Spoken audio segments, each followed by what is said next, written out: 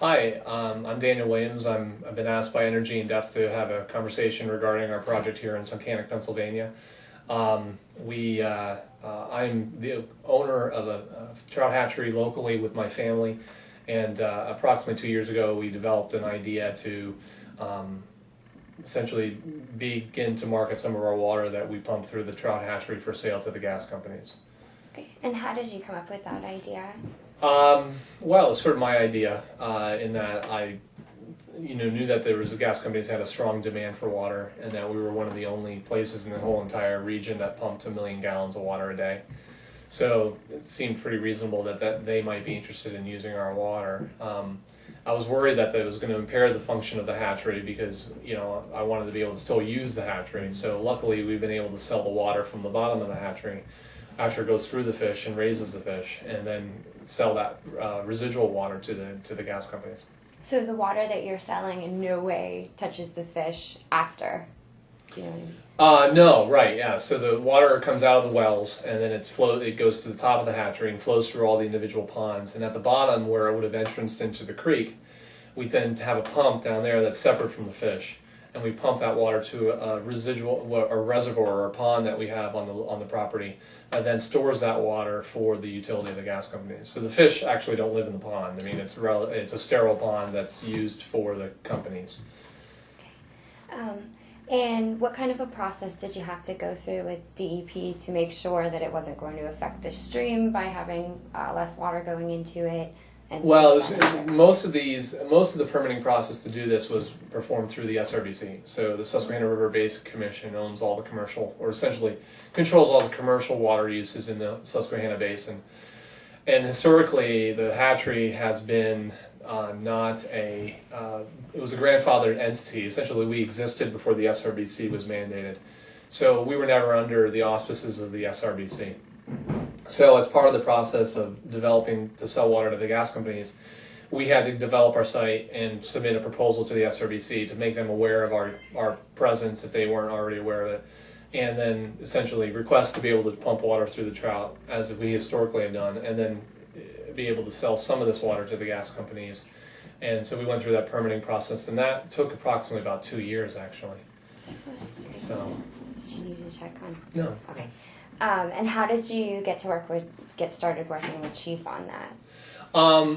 Well, I think Rich Adams, who was the water purveyor for Chief at the time that we were sort of going through this process, was looking locally for water sources for Chief. And I think he had come down to the particular area because of the flatness of the area, and he was actually looking in the area to get a withdrawal, which is classically a creek withdrawal. So most of the water uses is a direct withdrawal from the creek. And so he got our number from local neighbors, and then got in touch with Rich, and then Rich and I had sat down and talked about what we were doing, and he thought it was a great project, and he was very supportive. And as I think Rich formerly worked for DEP, and so he knew all the sort of regulations about the things that we needed to do and how we needed to do it. So that was a great help to us. So we were able to put this all together, relatively over the last 2 years' time, from permitting to the approval of the permit process to the sort of development of the reservoir, lining it, and then putting the hydrant system in, which takes the water from the bottom of the reservoir and feeds it to trucks. So it was quite a process, a little stressful, but it worked out pretty good. So. And do you have plans to work with any of the other companies? Yeah, I mean, we actively do. I mean, Chief was a very strong supporter through the whole process, and what kind of got us initially on it was I had an idea that we could sell water to the gas companies. I had called some local contacts at Chesapeake, which were actually in the area, were the first ones in the area. They came over, looked at the site, and said, "Yeah, we're interested in water, but why don't you do the permitting and do the infrastructure development?" So when we did get the permit and so forth, in addition to Chief, we have a good relationship with Chesapeake, and they essentially support, helped us out very much so from the beginning as well as Chief. So, I know Chief definitely came in and I don't really know who first came into the yard, whether it was Chesapeake or Chief, but they were pretty much neck and neck, and they both took water pretty quickly once we had it established. So Daniel, how would you say that the gas industry being in this area then is impacting positively with businesses such as your own or other things that you've seen? I mean, I think that, first off, I feel like with the most recent recession, we haven't even known there's been a recession, so with a retraction everywhere else locally, we didn't even know there's a recession. It was pretty much standard, actually a great improvement over baseline. The amount of economic activity, job availability, people who have the ability to go to work on a regular basis has dramatically improved. I think there's a lot of general excitement in the community regarding it. I haven't heard a tremendous, obviously there's a lot more traffic and there's a lot more congestion, but I think locally our roadways have been very able and capable to handle that.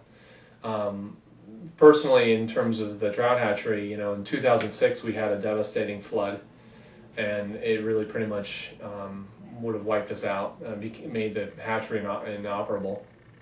And so, if it wasn't for this potential revenue source, which we invested pretty heavily in with the gas companies, we could have gone out of business. We could have stopped raising trout. And so the positive impact of having this as a supplementary income to us has been huge. We've essentially pretty much reinvested all the money that we've had taken out of it and put it into the hatchery. And we've also provided a lot of local jobs, and we used a lot of local businesses for the supplies for the site, and there's just been a lot of economic stimulus, I think, to the general area, And I think it's a huge resource for the country and for the area that can provide value. If you look at the United States right now, we have an overvalued workforce in relation to the outside countries, and we have a high standard of living. And the question is, where's the value? Where are we going to get value to be competitive? And so I see to be able to provide your own native energy sources in areas that never have had that economic stimulus is huge. So there are obviously, we have to be realistic about the environmental impacts of what this is. And I think that the state and the gas companies are really focusing on trying to develop regulations that make sense.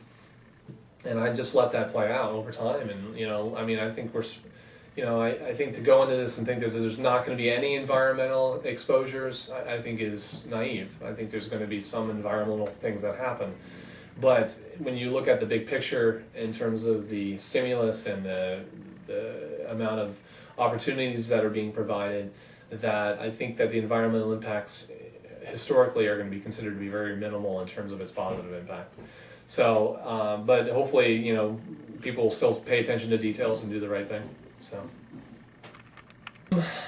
it's, so one of the things that I try to avoid in my practice, as well as in any public commentary, are to make statements about stuff that haven't been proven or disproven, and so, so I have to be, there's a lot of concern and fear regarding fracking and the chemicals that are being used in our environment and the effect on our population of people. And I think that those fears should, like I previously said, should stimulate the need to develop good regulations to obviously keep us safe from any chemicals that are being used. I may have a broader perspective on this than, I always look at things as a risk versus benefit scenario, especially as a physician, because a lot of the things we do can sometimes cause problems, but we're trying to fix another problem. And so, I'm always sort of doing a risk analysis whenever I deal with an individual patient or deal with a particular situation. And, right now I see that, families actually have insurance that they otherwise previously didn't have. And they have access to care and access to good medical care that they previously didn't have because the families are unemployed. And, they're eating better, they're taking care of themselves better, there's less family stress, the finances are improved within the home. So there's a lot of positive beneficial aspects to the whole economic development in this region, which I think are underemphasized and understood, not understood as well as it could be. when you look at the economic impacts and what that does for health.